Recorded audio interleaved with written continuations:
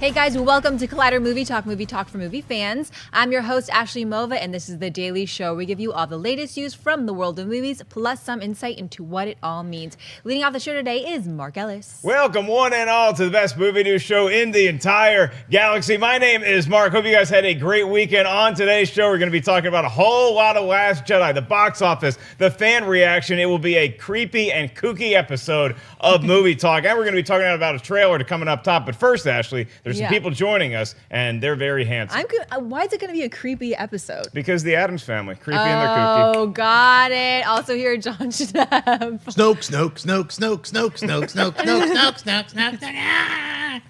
Also here, Kristian Harloff. I got the healthy breakfast. I got some coffee. I got a protein bar. Okay.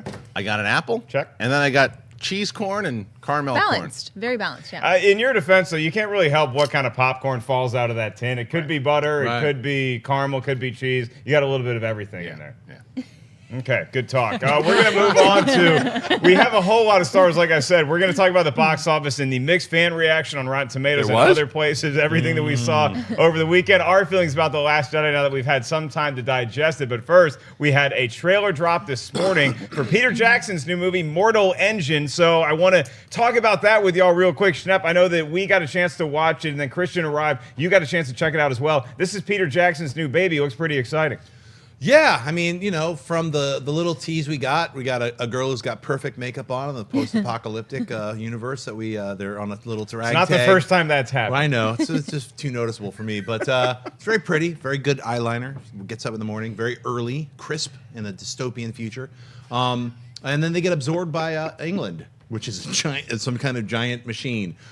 It sounds cool. It could be like a weird Road Warrior type of Mad Max type of feeling. It could also be the death knell for young adult films, like those science fiction films like Divergent, Detergent, all those films. So, you know, it's really hard to tell. Like, I felt like from seeing this trailer, I was intrigued, and that's really all that I am right now. I'm intrigued. I want to see. This doesn't feel like a real trailer. It feels like a teaser, even though it's like slightly longer than 15 seconds. So, but I'm interested in it. Yeah, so here's your premise real quick. Thousands of years after civilization was destroyed by a cataclysmic event, humankind has adapted and a new way of living has evolved. So you have these gigantic moving cities. They're the ones roaming the earth, and they prey upon these smaller independent towns. So Kristian, when London comes calling, there's this little thing that's trying to get out of its way, and then London absorbs it. So is London going to be the evil empire, and then is this little truck going to be the rebellion? Well, this is actually a sequel to London is Falling with Gerard Butler. Yeah. No, first of all, you know, so Peter Jackson didn't direct this one; he produced it.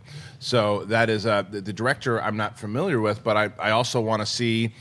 This is kind of what he did with Blomkamp with District 9. Had given these smaller directors with a lot of talent a chance to shine in these bigger known properties. And on that note, Christian Rivers is the director, and he is the visual effects guy. He worked on King Kong with Peter Jackson. There you go. So he obviously has a relationship with Peter Jackson, and hence here comes this movie. I knew nothing about this thing that it was even coming. So when I saw the teaser itself, I was looking at you know, whether or not I was going to care. I didn't know who any of these people were. I didn't need to, but I liked the idea that it was this kind of Mad Max thing, and that London was eating these towns and creating this civilization. And what I hope happens is I love the shot as it's kind of coming after them. You see all the civilization. Remind me of like what's that movie that you love that I did in the Blomkamp one? District 9. Elysium. No, I love District 9. Elysium reminded me kind of something like that, except not in space, except more here. I'm digging what's going on so far. I want to see a little bit more. It could be a Mad Max ripoff, which is what I'm afraid of, but right now I like the premise of it. Ashley, we watched the trailer, Mortal Engines. You on board? That is exactly what I was thinking of the entire time. Mad Max, I feel like I've seen this movie before, honestly. It was kind of a little bit boring. Half the time I'm looking to this girl's eyes. I thought it was Emily Blunt. Apparently it's not Emily Blunt. Yeah, I was on the Blunt train as well. Yeah, I'm just like, her eyes are beautiful. The ending was kind of exciting, but it just gave me Mad Max vibes. I feel like I've seen this before. You know what? It'd be interesting if that's just the beginning of the film, and the whole rest of the movie, they're inside this weird moving London thing. Like, we're never outside. I mean, I don't know what to expect, but I'm interested. I thought it was a pretty cool trailer. I'm looking forward to more, and that's how London looks. You got to imagine if America's still around, it's just a giant Humvee. right? It's something, whatever guzzles the most gas, that's what America's roving city, state, country is going to look like. And we're probably eating a lot of smaller ones as well. So America, London, maybe that's a sequel, America versus London in 2025. We're going to move on to what we all are here to discuss, The Last Jedi, the box office, the fan reaction. Let's have it, Ash. Star Wars The Last Jedi delivered on expectations, debuting over the weekend with the second largest opening of all time, only behind Star Wars The Force Awakens. With an estimated $220 million, The Last Jedi got off to a strong start on Thursday night with the second largest preview ever with $45 million and became the second film to ever gross over $100 million on opening day. Audiences also gave the film an A CinemaScore, matching the score for Force Awakens. However, the Rotten Tomatoes audience score for The Last Jedi is currently 56%, versus a 93% score from critics, with an increasing backlash happening online between those fans who enjoyed the movie and those who did not. Mark, thoughts on The Last Jedi's opening weekend and the audience to critic divide happening online? Well, the opening weekend, Ashley, I think it's something that, regardless of how critics or audiences felt about The Last Jedi, we could have surmised it was going to make over $200 million. So that $220 million opening weekend is right where we thought it might land. I want to get to that in a minute. I want to talk to you guys first about this fan reaction that seems to be so divisive right off the bat, because even Thursday night you saw a lot of things coming out from fans saying that they loved it or this is the worst Star Wars movie ever. A lot of them had The Last Jedi in the middle ground. A lot of people tweeting or posting on social media their rankings of every Star Wars movie. Some of them had The Last Jedi right at the top, some way at the bottom, and others, they just felt it was more middle of the pack, which in Star Warsville is still a pretty damn good movie. So Kristian, the big thing that stands out to everybody is the 56% audience score on Rotten Tomatoes versus the 93% score from critics. It's been a minute since I've seen anything where critics loved a movie that much and audiences did it. We've seen it the opposite with something like Batman v Superman or Justice League, where critics a little lukewarm, but audiences seeming to love it. How do you explain this being like the English Patient, where critics love it and then fans are like, I didn't really see what all the buzz was about? Well, you're talking more on the Rotten Tomatoes side, and it's still very relevant. I think that the first thing is I think it plays all together with box office as well, because I can't tell you how many tweets I got. This exact tweet. I hated it. Worst Star Wars movie ever. I'll tweet you back and let you know if I liked it the second time. And everybody who hated it is going to watch it a second time to see what they thought. And that's why it's going to continue to make a lot of money. What I think, the reason why I think that the movie is so torn between critics and fans on Rotten Tomatoes anyway, is that for this particular reason, it goes back to that when I saw it the initial first time on Saturday, and everyone was kind of yelling at me why I didn't tweet out right away. I needed time to process. I needed time to think, because there were a lot of choices, and I said it. It was a very ballsy, a very different movie. I knew it coming out of that Saturday screening. There are choices that are made in this movie that hardcore Star Wars fans are going to hate, and they have. They've hated it. But I also think that there are some people who have hated it. I didn't hate it the first time I saw it. I was unsure the first time I saw it. Going back the second time, knowing the choices, there are certain things in a movie that I still can't forgive that I don't like personally. But when I went to watch it a second time, knowing the movies and the choices that had been made, I wound up enjoying the movie very much. And I think that that's happening with some fans out there. I don't know. But I think that the reason why is because the casual fan, by the way, seems to like this movie very much. And that's indicated by the scores, too, because I'll point out that Rotten Tomatoes, there's a little more legwork involved in casting your audience score on Rotten Tomatoes than there is something like CinemaScore or CinemaScore, where it got an A on CinemaScore, which is that's like a huge divide between, that's just polling audiences pretty much as they're leaving the theater versus going home and really marinating in it. It's like a Yelp review. Like if you eat at a restaurant and you love it, you might not be inclined to go on Yelp and immediately give your reaction. But if you go to a restaurant and you hate you hate it, then you're going to let them know. That's what I'm saying, is I think that the hardcore, passionate Star Wars fans, the fans, to be quite honest, that watch Jedi Council every week, the fans that are really just inside of the lore, I think a lot of them, it didn't land for them. I think that there were certain things they were maybe promised, and I won't spoil anything. There's certain things that they thought they were promised, that they thought would happen, and certain things didn't happen for them, or the way they said, well, that's not Star Wars. And that didn't work for them. I had a friend of mine who wrote me yesterday. He's one of the most hardcore. If he lived here and he was in this, he would be on Jedi Council. Is it your brother? Because that guy's been texting me nonstop this week. That's a good. My brother loved it. Hardcore Star Wars fan. My friend Fred, hi Brian, who hated it. I got this big email from him about all the things that he had wrong with it, and it's a lot of the same gripes that the people who didn't like it had. Yeah, I'm glad you pointed out that it's some, or maybe even you could say, I wouldn't say a lot of hardcore Star Wars fans that I've seen, but I don't like framing it that if you're a hardcore Star Wars fan, you need to have problems with this movie. Because I'm a hardcore Star Wars fan, and I love the movie. I hope I didn't come off that way. What I'm saying is I think that the people who had the most problems with it, the ones who really hated it, were hardcore Star Wars. If there is a sect of people that didn't like it, yeah, a lot of them I'm not fall saying into that, I'm not saying that look, I'm a hardcore Star Wars fan. Riley is, and we loved it. But there are those fans that are hardcore Star Wars fans that didn't like it. I think most of casual fans enjoy this movie. I could be wrong, but we'll see. Yeah, Schnepp, whether it's a Marvel or a DC movie or a Star Wars movie, I think we all know that there's going to be a certain amount of a trollish element where people are going to be writing the director and the people involved with Star Wars, just attacking them online, and that should never happen. That should never go down in a progressive society. However, I like that people voice their opinion, whether it's good or bad. What is your explanation for why it's such a divide on The Last Jedi? Well, I think it's all about the expectations. After I saw it, and I haven't really even discussed any of my opinions with these guys yet, but I'm a little bit I'm in the middle. Like I didn't love it. I also didn't hate it. I think it's a fantastic film. Is it a fantastic Star Wars film? Is more of the question for myself. How many times have you seen it? Just curious. I've only seen it once, and I plan on seeing it later this afternoon. Because luckily, we are right near the cinema. Yeah. I'm going to walk over and see Last Jedi. I'm gonna go with you. Yeah, I'm gonna go probably after this. So, or after you're not going, by the way. I need to borrow you. No, easy, Mark. He might go. My son is not seeing that Star Wars. Ellis, he's gonna go see it with me anyway. I do want to see it again, and it's funny because this is one of those films that even if you had issues or certain things that you had choices that were made by Rian Johnson, I think were definitely like everybody uses the word risky or bold or ballsy, and I would have to agree with those words because I love that the teaser was this isn't gonna go the way you think, and it doesn't. Right. I mean, that was like the perfect. Like you didn't really know what Luke was saying until you actually see the movie, and then you're like, damn, he was right about a lot of stuff. So some of the things I really liked the way it went. Is some of the things I really had some issues with the way it went. But you know what?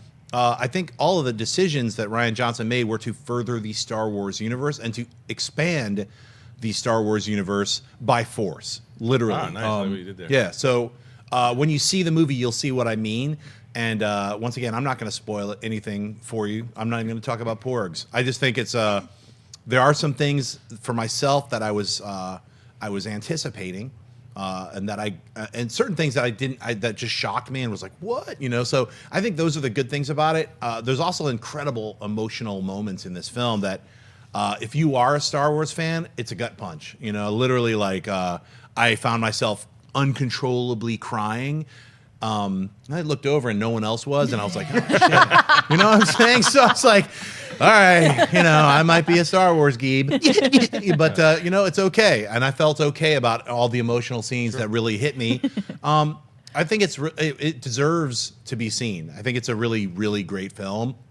I mean, and I think in the Star Wars canon, where is it going to land is ultimately now what does Puzzle Box Boy do with this thing he's just got handed? Because I think The Force Awakens is an incredible film. Me too. I love that movie. And I know a lot of my friends are like, it's just a remake of Star Wars. They can't shut up about how much they hate Force Awakens. I saw it 5 times in the theater. I absolutely loved it. And I feel like this, in a weird way, is almost the opposite of it. It's like it's looking at The Force Awakens as a bizarro creature mirror. Even it's in the same universe, but it's like, oh, you did this, I'm gonna do this. Oh, it's like fencing or something. And we're gonna see what happens in the third act. So to me, it's a great setup for the third act, but it's not gonna happen the way you think. So.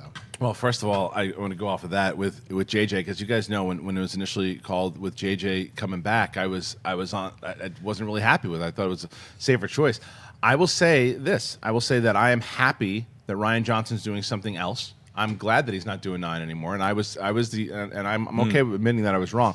And I'm glad that JJ is closing out the trilogy here after seeing this movie. And it's not to say I didn't like what Rian Johnson did. I just think it's going to be better served for a new trilogy for what he's doing. And I think JJ has a chance now, like you said, with the fencing. But I tweeted this. I don't know if you saw it, and I did it kind of for you also. I tweeted a post about I said footage of Ron Howard looking at all the tweets. I saw that. I said I'm looking at all the tweets, and it was Charlie Sheen from Hot Shots with the steam coming out of his neck. It's just like, because can you imagine? I mean, this Ron Howard, nothing really bothers him, but still, it's the fact that you see this like, whoa, this Han Solo thing, I'm moving to Hawaii. Well, the thing, I mean, Rian Johnson also seemed to be a guy who like nothing really bothered him, that things rolled off his shoulders. But when you get that amount of pushback on social media, I know Rian Johnson left Twitter for at least a little bit, just because like I can't deal with this stuff anymore, and I applaud him for doing so, because you don't need that in your life. What is hilarious to me, and unfortunately, there's so many people involved in this right now that you can't do like what Jay and Silent Bob Strike Back at the end of that movie, where you go up to each individual house and say, "Did you write this online?" Because there's a lot of people that wrote The Force Awakens. It's just a rehash of A New Hope, and now they're complaining about The Last Jedi not being enough like a Star Wars movie, not being enough like Empire Strikes Back. You can't have it both ways. Either you go in a totally bold new direction and you try some risks with canon, or you play it safe. You cannot do it both ways. And for all the people saying, "Oh, I can't believe they gave J.J. Abrams Episode 9. Why isn't Rian Johnson going to do it?" Those people hadn't even seen The Last Jedi yet. And now you come back and you say, "Oh, now that we got a chance to see it, now we're sorry about all that hate that we yelled towards J.J. Abrams. Now we're cool with it." I'm not talking about you, but it's like people who just railed on J.J. Abrams getting the nod for Episode 9. Now they're all of a sudden starting to step back a little bit. And I wish people, I know we're in such a reactionary culture, but more of you guys need to be like what Kristian was on Saturday night, where you saw something, you weren't sure how you felt about it, so you didn't put the pressure on you to immediately voice your opinion. Sit back and let it soak in. Well, the one thing I will say, just to not necessarily to disagree all the way, because I think you spoke a lot of truth there, but I think that there are a lot of fans that would say and should say that you can still try to do something different with Star Wars and not go against some of the things that they might think are inside the lore. I don't think people are just, I think it's unfair to say, well, they're just complaining they wanted something original, they wanted something that wasn't a rehash, they got it, now they're complaining just because of that. I think that they would argue, a lot of those fans, the civil ones, would argue that no, we're just saying there are certain things inside of Star Wars. We're not upset that he took the risk. There were just certain things that he did inside of that it just doesn't seem like Star Wars. And there were respectable fans that can do it, and then there are the ones that you're talking about that are just being awful in general. Sure, it's hard for me to think a respectable fan is going to say, "Oh, I didn't like what you did with that scene or with that scene," and then turn into the comic book guy from The Simpsons. I know, but I go back to my worst movie ever. But I go back to my friend Fred, who had said that he was when he sent that email through, and he was very respectful in the way that he was writing the comment. He had all these particular issues, and he wanted different. He wanted them to take risks, but he didn't like the particular risks that were made to the mythology. So I think that there are ways that because I was talking back and forth with Ash Crossan about this too, and she said the same thing you did. Like, they're complaining that it was Episode 4 rehash, and then they're upset when it's not. I don't think it's completely fair all the way to say that that's the only reason people are complaining about it, because it's not the only. There's certainly in there. It's setup and payoff, and I feel like whatever kind of Star Wars fan you are, you walk into The Last Jedi and you have setup and payoff in your mind. I know you did. Yeah. I know I tried to not have any theories and stuff like that, and even within that context, I still was like, "What?" That's why I want to see your second viewing. But how specific that's where the truth in the middle of that is, where you think a movie's playing it too safe or taking too many risks, is that everybody nowadays forms their opinion of what they think the movie should be when you go in there. And it's not everybody. I mean, I did my best to avoid trying to theorize too much as to what I think or what I wanted to have happen, and just let the movie tell me the story it's going to say. But sometimes people go into a movie and they expect this scene to happen, and they expect, then it's going to end up that way, and then we saw that in the trailer, so that's when it's going to come back. Or and if it doesn't work out that way, people get upset. Yeah. And it's not the story that they thought. And look, believe me, I fan fiction a number of things myself. In the Force Awakens, when the lightsaber is moving in the forest and it flies past Kylo Ren, I'm like, it's going to go into Luke's hand, and it didn't. And I'm like, oh, well, that would have been really cool. But again, I didn't write the movie.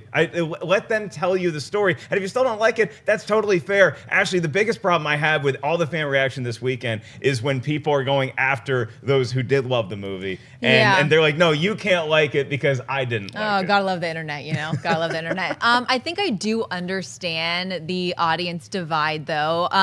Kristian, as a casual fan, I'm going to say that I didn't like this one as much as I like The Force Awakens. And I think that that's what the biggest problem is for me. Going into the movie, I set myself up with these expectations. I really love the energy The Force Awakens had. And this one didn't have, it's not like that it's a bad energy. It's just a different kind of energy, a different kind of pacing, a different feel to it, and I just enjoyed The Force Awakens energy a little bit more. But you didn't have to write me 9 times this weekend telling me that I shouldn't love it as much as I did. That's a good point, too, because my wife was actually, she's not a big Star Wars fan at all, loved The Force Awakens, and when I came home, she's like, how do you think I like it? And it's funny, I don't think she'd like it as much as she did The Force Awakens, but I just don't think that the casual fan, has the amount of problems with it. I'm not saying as far as comparable between The Force Awakens and this one. I'm just saying that if you talk to, Yoda 3166 Force and you, he's going to have different problems with the movie. He's going to have some issues, maybe. Yeah, and the only issue I have, if you didn't like the movie, that's totally fair, and I understand, and I might sympathize with a lot of your points. It's the way you go about expressing it. Let's just all try to be civil. I know I'm screaming into a void, but let's do our best to do it. I got to see the movie 2 more times this weekend, so I'm at 3 times total. And I did get emotional, especially the second time. So I was seeing it with my brother up in Seattle, cool. And we're both huge Star Wars fans. Did he like it? He loved it, yeah. My mom loved it. His sister-in-law loved it. The first time I got emotional in the movie theater was the Ready Player One trailer. When you hear Jump played on the back, oh my God. Oh, it just, and then the back, oh, it's such a cool trailer. Then the movie was good too. Okay, we're going to move on to a lot of other people like me and my brother who paid to see the movie this weekend. How'd it do? With Star Wars The Last Jedi easily taking the #1 spot at the box office with $220 million domestic and $450 million worldwide in its opening weekend. Blue Sky's animated Ferdinand took the #2 spot with an estimated $13.3 million, the lowest opening ever for a Blue Sky release. Coco finished in the #3 spot with an estimated $9.7 million, pushing the film over $150 million domestically. Wonder took the #4 spot with an estimated $5.4 million, bringing its domestic total to just under $110 million. And rounding out the top 5 was Justice League, which pulled in an estimated $4.1 million, as its domestic total now stands just shy of $220 million. Kristian, thoughts on the weekend box office report? I'm going to start with Wonder, and not only because I love that movie, it just keeps, as you say, chugging along. 5.4. I wonder what did you say, Ashley, what the... 5.4, and it's made over $100 million. It's at $109 million domestically. I'm glad. That's what you're kicking off with.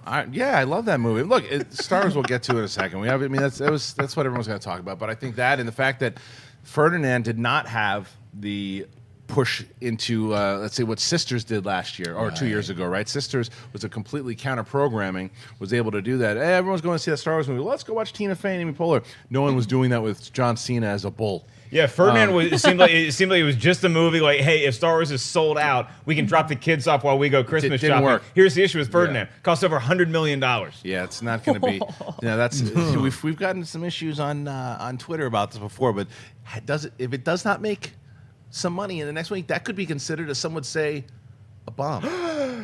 But what I would say is that you look at, I thought Star Wars would do anywhere between like 215, 225. That's what it hit. I'm very happy. I think that's a big number. And I also think that's because of repeat viewing. Like I said, when people are going to see, I'm going in for a second, I'm going in for a third. You've seen it 3 times. You're going to see it twice. More people are going to go, 3, 4, 5. Those hardcore Star Wars fans, even the ones that have problems with it. I'm so curious to how many of you people that are watching right now that hated it, will you see it a second time? Or there are some people that are like, no, I'm done. Not going to see it ever again. And that's your prerogative. But I'm very curious to who's going to go and see it a second time, even the ones who had the biggest problems with it. Because I do think when I saw it, I've never had an experience like this before, how radically different it was. And I think it was exactly what you were talking about before. You go in, even though you try not to go in with these expectations, you go in thinking what's going to happen, and you could come back very upset saying, well, that's not how I wanted to go. I don't know how I feel about that. And that's exactly what happened to me at first. And I said there was a lot of things in there that I really liked. There were some things I didn't. I want to see how much of that when I go back the second time.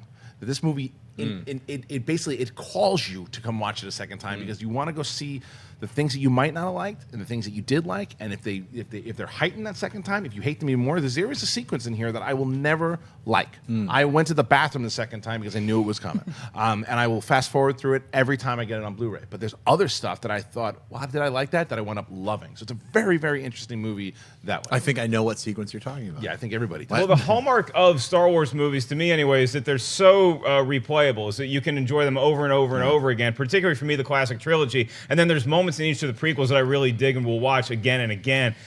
I think that that's part of it with either Force Awakens or The Last Jedi. Schnepp, at what point does the audience score on Rotten Tomatoes maybe factor into the overall box office where it might be diminishing returns in comparison to The Force Awakens? I don't think it's going to factor in with this film. I mean, I think the Star Wars films in general are a bit of a phenomenon. And even with a film that's divisive like this one, you're right. I mean, after I saw it and I had my initial feelings and spoke with Holly a little bit about, what I felt and what she thought. You apologized to me.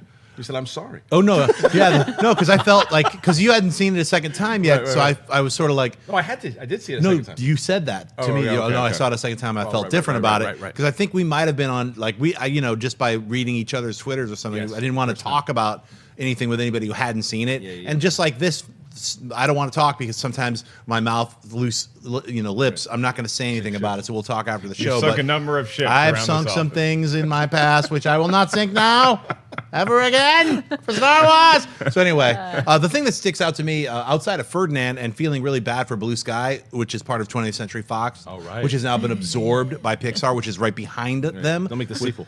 Yeah, well, I don't think they're going to make anything. They're going to be the big question about Blue Sky Entertainment, so we brought up last week when Disney acquired Fox, is do all these ancillary studios that Fox has, whether it's Searchlight or particularly Blue Sky, because we know Disney's kind of good at animation. Well, that's the question. With Disney Studios and then with Pixar too, does Blue Sky survive on its own or do they absorb it? And will Ferdinand show up in the Avengers?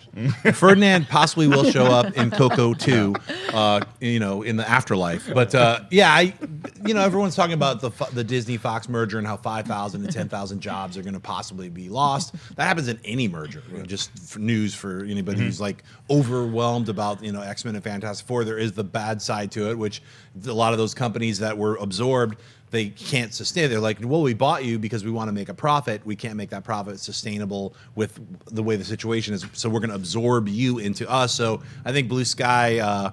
There's been stuff. Look up Dream Image Movers. Look that up. Google it, and you find out. Sometimes business is rough. So to me, the thing that sticks out is Justice League. I think their total right now is $260 million domestic. Right? Domestic. Yeah, and that's now. And it's actually Star Wars $220 million. What's it worldwide? $220 million. I think it's around $650 worldwide. So wow, so it's 220 is exactly what Star Wars made, and it's in 3 days. Yeah. So I mean, it's like, to me, that's the kind of the disappointment. I'm happy to see Justice League still chugging along in the fifth, still in the top 5. I'm obviously a big comic book fan, so I'm looking forward to seeing better stuff coming out of DC and more, not just announcing movies. I really want to see who's in charge of this universe. I want to see some kind of better movement forward in 2018. If you haven't gotten a chance, that's a good double feature. See Star Wars, Last Jedi, and Justice League. There you go. Yeah, I was thrilled to see The Last Jedi break the $200 million barrier. I think that's kind of the magic number with a Star Wars movie. And then getting to 220, it makes me feel great because I think a lot of people surmised it was not going to do what The Force Awakens does, regardless of how much fans or critics love this movie. Force Awakens was a cultural phenomenon I don't think you're ever going to see again in that way. But it came close. That's the thing. It did great business, and I think that's another reason why you might have had a quicker backlash, if you will, to The Last Jedi than you did Force Awakens, because Force Awakens backlash didn't really start for a couple weeks, where people then started calling it a rehash, which again I totally disagree with. But The Last Jedi, I think that we knew what we were getting into. Now we knew we were getting new Star Wars movies. You're never going to get a confluence of events like you did in 2015 with The Force Awakens. Ashley, obviously your thoughts on Star Wars, but also Coco hanging in there. $10 million again this week, and really, really proud of that movie. Yeah, I'm still picturing Christian's comment about Ferdinand appearing in the Avengers. I think that's hilarious, but why not? I understand. It's amazing. I understand it not doing too well. I was really excited when I saw the billboard. Just the animation looked really appealing to me. I thought this was right up my alley, and it kind of the trailer looked like it started off with him with a fart joke and him shaking his butt. But then as the trailer went on, I mean, it started to lose me, and I was excited to see it, but I didn't end up going to see it because it looked so terrible.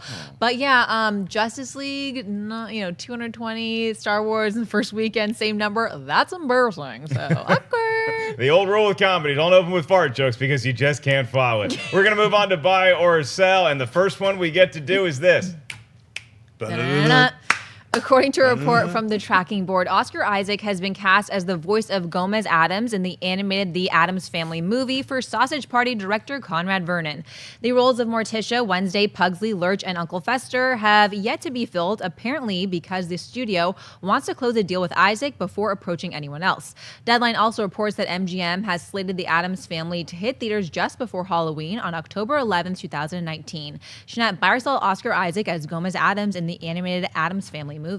Well, he certainly looks like Oz. I mean, it's so animated though. You don't That's need why to see I'm bummed. I want to see him actually play Gomez. I think it would be great in a live action version, but I buy it. Especially that I feel like they're going to stick closer to the original source material, so we're going to see that kind of art style. I think he's great. He's a great actor, so of course I buy it. Yeah, Oscar Isaac. I mean, I love The Last Jedi for a lot of reasons, but Oscar Isaac is way up there at the top because he is such a great action hero in that movie. And then you also see something like A Most Violent Year, and he's just so quiet and intense. He's got such incredible range as an actor that it would be foolhardy of me to say he couldn't pull off anything. I think Gomez Addams would be right in his wheelhouse because he does have comedic bones in his body, and you can see some of that from The Last Jedi, the way that he interacts with BB-8 or when he's going back and forth with various characters in there. So I am going to give this a big hearty buy, Kristian. I'm going to give it a buy for the strategy involved also. It's like let's get the actor locked who's in one of the biggest movies of all time. And like you say, very talented actor, has a lot of range. Let's lock him down. Make sure we know we have that. And we're going to release this thing in October, which is perfect. I mean, animated movies, especially if you look at like Hotel Transylvania, when those movies came out, they crushed during that time period. If you do a good one, especially with the name brand that Addams Family has, once you start piecing around other talented actors around Oscar Isaac, yeah, it's a huge buy. It's a very smart play. Ashley, Gomez, played by Oscar Isaac. You in? When I first heard this news and Addams Family movies coming out, I was like, da-da-da-da. Don't care, but what's making it sound amazing is 3 words: Sausage Party director. Oh my gosh. That combination just sounds amazing in this casting. I mean, that is spot on. That is so accurate. Could be some good humor. And if you guys want some good yucks, check out the Addams Family movies from the early 90s. Both the Addams Family and Addams Family Values, they're two, I don't want to say forgotten gems, but when they're on TV, trust me, stop. You're going to get a whole lot of giggles out of it. We're going to move on to a movie that gave us a lot of giggles in the 80s. What's up, Convict? THR reports that Benny and Josh Safdie, the brothers behind the Robert Pattinson thriller Good Time, will take on a remake of 48 Hours for Paramount Pictures. 48 Hours is the classic comedy that helped launch the big screen career of Eddie Murphy, as well as the buddy cop genre. Murphy and Nick Nolte starred as a convict and cop who must team up to catch a pair of killers within 48 hours.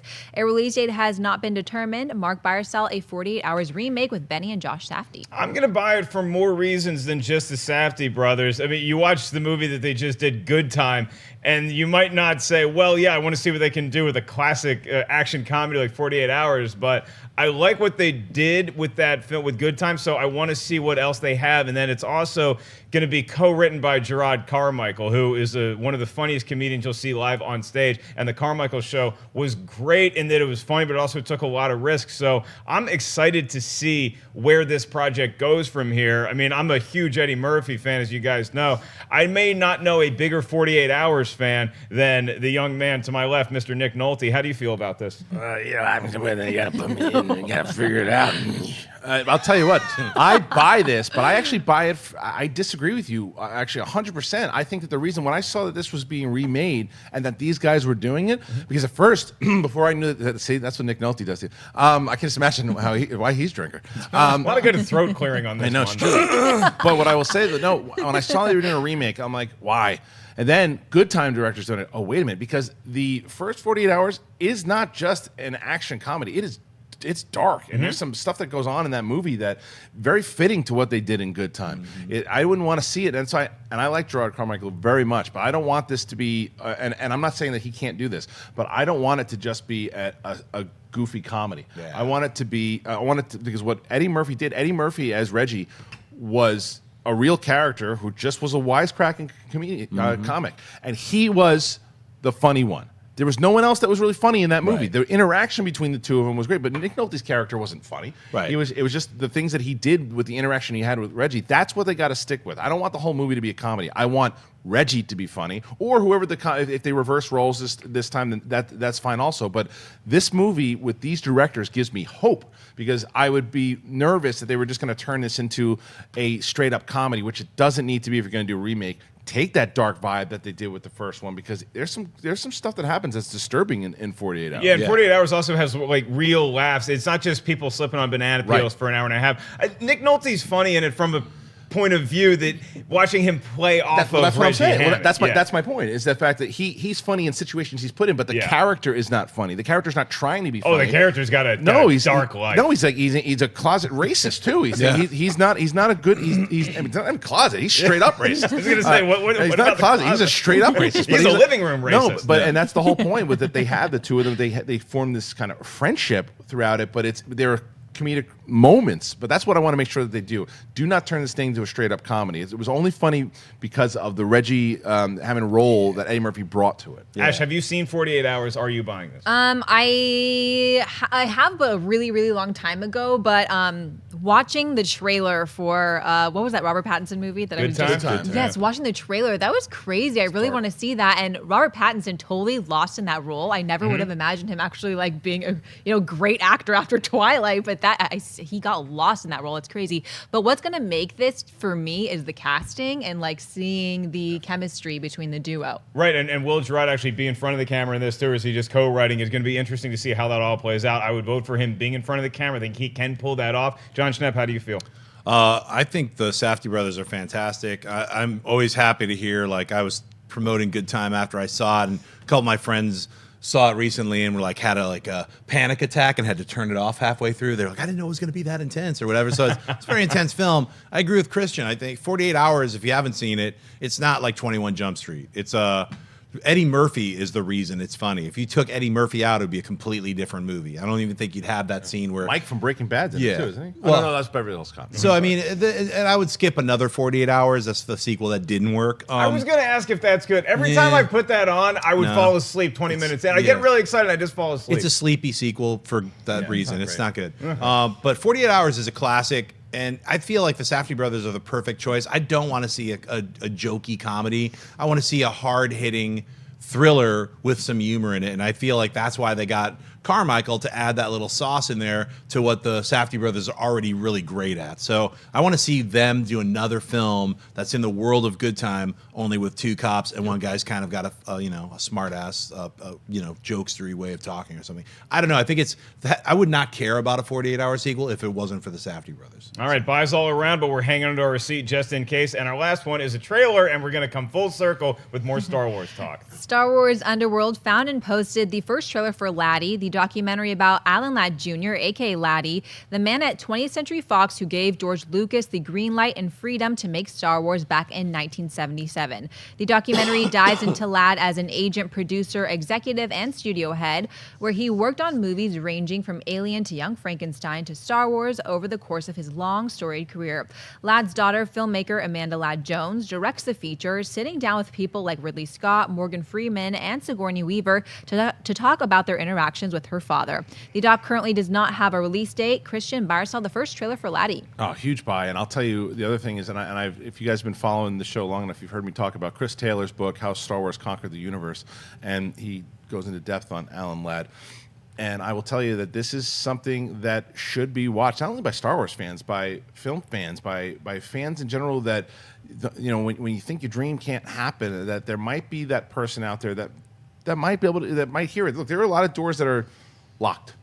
There is always that door that is open if you find it. And George Lucas found it, and he found it with Alan Ladd. And I think that if you really go into depth of what this guy did and how important he was, we're not arguing about The Last Jedi today if it's not for Alan Ladd. I mean, he was very responsible. As much as George Lucas is the creator, there's got to be that person that goes, yeah.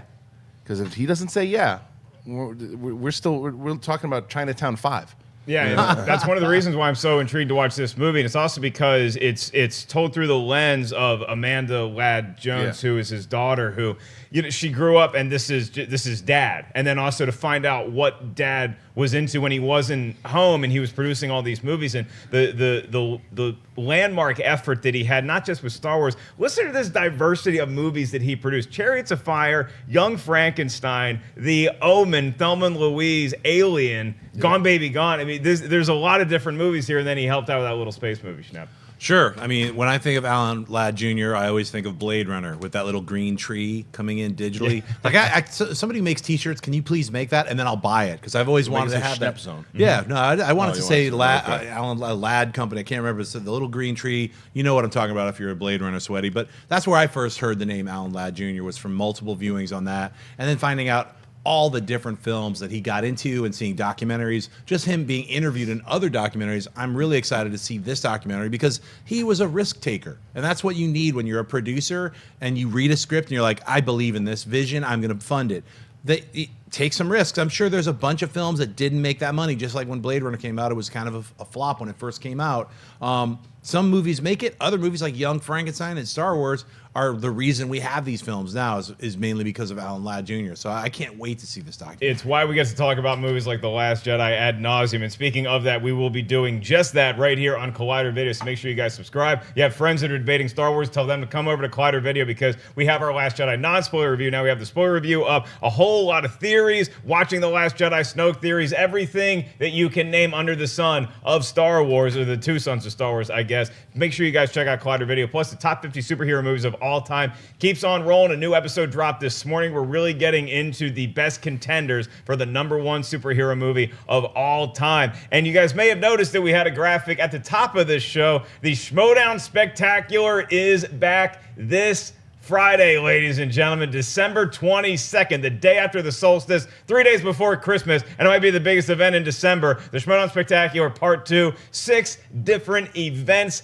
Some of them are championships, others of them are just free-for-all craziness. Kristian, I am so excited to be in town to call this stuff, and then also to get to share this with you. Part 2 is going to be better than ever. Oh, I can't wait. It's the WrestleMania of movie trivia. There are 3 videos, 2 matches per video. It goes up on Friday after movie talk. And yeah, you're going to have 4 championship matches, and it'll be a lot of fun. Grab your popcorn and make sure that you hashtag Schmodown Spectacular 2 when you are talking about it online. If you've never watched a Schmodown before, I think this will be a great gateway for you guys to kind of see what it's all about. I never put 2 and 2 together, Shep, but that's why he had the breakfast of champions he had this morning. Got some carb load, some protein in there, some fruit. You have a long day ahead of you this weekend. It's going to be, well, this whole thing is going to be pretty crazy. And the fact that I'm going up against Sam for the championship, there's going to be a team championship, there's going to be the Star Wars championship, the Inner Geekdom championship, top 10 versus action, and the Manager Bowl. So it's something that you guys should definitely check out. I'd love to get your thoughts. Like I said, if it's your first time joining us, please do it, and I'd love to get your thoughts. That's right. The Schmodown Spectacular, December 22nd.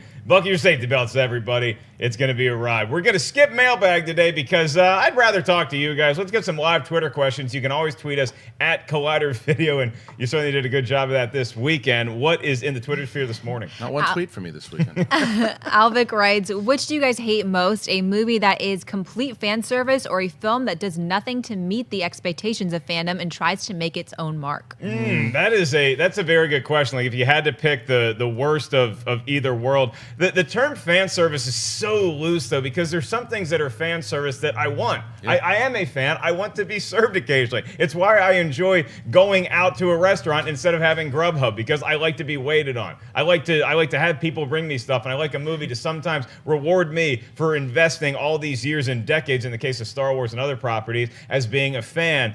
But I don't want a movie that's just pandering. I don't want a movie that's just saying, hey, do you like this, and do you like this, and do you like this? Because that would start to feel desperate. So I might err on the side of make a bold attempt, even if it does nothing to further the franchise, over just giving me all this sugary goodness. Well, I would say, speaking about, like, say, comic book adaptations, a lot of people are like, well, how come Wolverine never wore that outfit? But then you see a movie like Logan, and it kind of captures everything that character Wolverine is about. So, I mean, there's ways that you could do it, and there's obviously a lot of superhero films that didn't do it too well. So, I mean, I think the best thing is, like, if you have a great character and a great storyline, stick to that, whatever the basics are, the raw parts of it, and then the other parts, like a costume is just a costume, Yeah, I'm on your side where it comes to, I think fan service sometimes that term is thrown out there and it's always like a negative thing. And this might be true to a lot of people. Like for Game of Thrones, by the way, which I was, and I'm still a really big fan of Game of Thrones. As I was watching one of the seasons, I was sticking to the books. I was starting to go, okay, so everything's miserable. Everybody's going to be miserable. Everybody's going to die. I get it. That's what George R. R. Martin wants to do. When Benioff and Weiss took over, they did what a lot of people called fan service. Now, a lot of people didn't like that. A lot of people think that was something they didn't want to do, especially the hardcore book fans. I loved it. I loved the last season of Game of Thrones and thought it was one of the best seasons yet.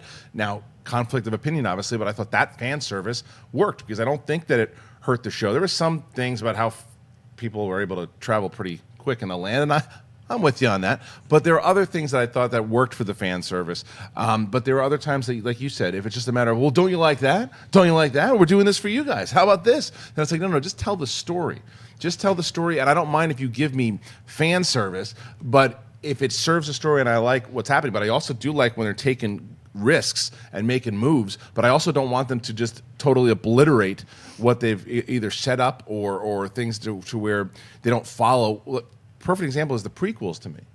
Prequels, there was not a lot of fan service in the prequels. Prequels was just like, oh, remember when Obi-Wan said that he was a great friend and a good pilot and this and that? Don't worry about it. You figure it out some other times. And there's stuff like that. It's just like, yeah, I see you're making moves as far as technology goes, but there's other times you just, we're not really going to worry about that. Don't worry about certain things that we've kind of set up.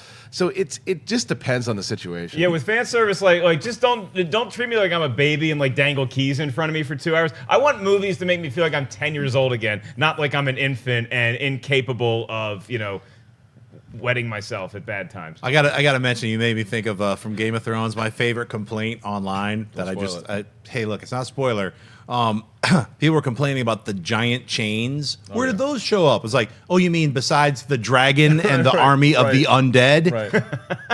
That's just really like, it's kind of a faceplant when I get those kind of complaints. When I read those complaints, I'm just like, wow, we live in a weird world. That's the same thing that I got over the weekend. Does anybody have a problem that you could hear the bombs, you could hear bombs dropping in space? I'm like, what? Yeah, I know. Like, that's the issue. I'm like, you mean? Oh, no, they said the gravity. They sink like ships. Yeah, I was like, but you know that you can hear things blowing up in space in Star Wars, right? It's like it's a space fantasy. They also have that thing called hyperspace, which isn't real.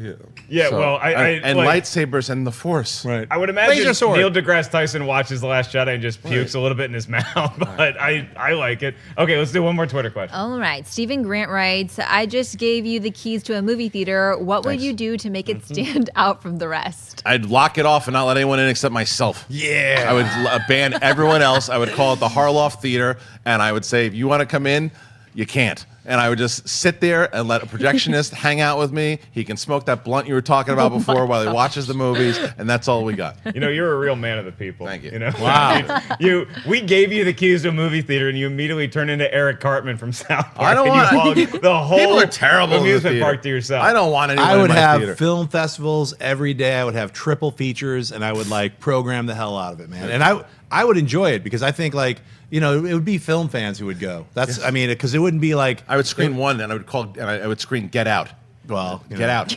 But me and Harloff are gonna have competing theaters. That wouldn't be competing at all. No, 'cause at you couldn't all. get By into it. myself. I'm pretty sure yours is going to make a little more I think money. mine would make a little more Although I money. will say this, Harloff does love himself some pretzel nubs and cheese. So concessions are going to do very well, even if it's just Christian at the theater. I'd hire that guy. Here's the movie theater that I have, and you guys tell me if you actually would, if this is something that you would sign up for, is that you get one chance in my movie theater. So if you talk or you yell something out or you're being annoying in a theater, we have your name. You're never allowed back in the theater. No risk of that in my theater. Huh? No risk of that We in my also theater. do the cell phone pouches. So you have to surrender your phone. right. You put it in a pouch, and then that way no phone's going off. You have to.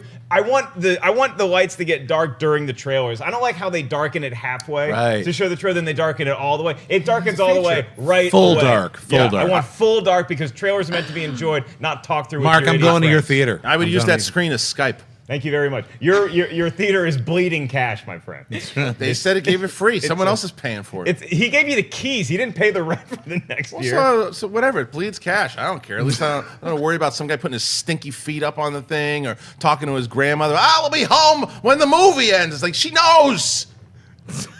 Ashley, how about your movie theater? You guys Can it are compete coming up with Harloff's? these like outlandish requests for a movie theater. All I want is like a Margaritaville in the lobby. Right. That's There you can you have go. that in my theater, Ashley. You're allowed. We're opening a fourplex. All of us will have our own individual theaters. Right. You guys can come and hang out, except for Harloff. No. You can't go to his. No, Make you don't sure need you to. guys check out Ashley Mova's movie theater, Cheeseburger in Paradise. We can get a margarita in the lobby. Hey, that's all for us. Look out for those sharks out there, kids. Thank you guys for tuning in. While we have some time, let's do some quick plugs. Jon Schnepp, where can the kids find you? You can find me later today on Heroes. That's right. We're going to get really sweaty about the Disney-Fox merger as now it's a real thing. We were talking about it like it wasn't real, that what could possibly happen. Now we kind of have an idea as what we should expect. That's and you can find me on Twitter and Instagram just at Jon Schnepp. And in the last 5 minutes of Heroes Today, they'll speculate everywhere you could see Ferdinand the Bull Yeah. in the new Avengers movie, thanks to Kristian Harloff and his horrible movie theater. All right, well, you can find me in my theater with the doors locked. You won't be able to find me unless you have the passcode. But you can find me at Twitter, Kristian Harloff. But also, once again, please check out the Schmodown Spectacular this Friday and join the Schmodown group. And I will say, I want to give a shout out to our boys over at the After Schmo on SK Plus. They break down everything going on in Collider. They break down movie talk and everything too. If you haven't checked it out, check out the After Schmo, which covers a lot of Collider's programming. And Ashley Mova, your Jimmy Buffett-inspired movie theater. You guys can find me on Twitter, Instagram, and YouTube, Ashley Mova. Happy Monday, guys. Thank you guys for tuning into this episode of Collider Movie Talk. We'll be back with an all-new edition tomorrow. And if you have any problems with the show, just please aim them directly at me. Some people may claim there's a woman to blame, but I know it's my own damn fault. Hey everybody, Mark Ellis here. Thanks for watching this episode of Collider Movie Talk. You want to watch more? Then click up here, or you can click right here for more great content from Collider. And if you haven't subscribed to Collider Video, do so right now and share this vid with your friends. Thanks for watching.